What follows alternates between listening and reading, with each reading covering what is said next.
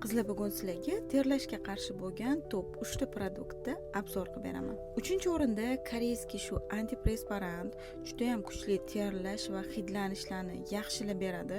Hidlanishlarni yo'qotib beradi, terlashlarni kamaytiradi.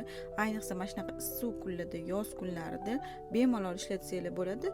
Bitta surganinglarda effekti 5 kungacha ham saqlanib turadi. Haqiqatdan effekti bor bo'lgan mahsulot.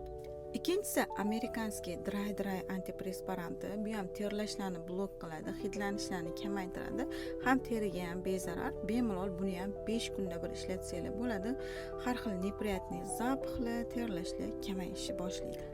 Birinchi o'rinda Secret Clinical'dan shu antiperspirant. Buni 3 kunda bir, 4 kunda bir cho'milib chiqib shuni ishlatasizlar.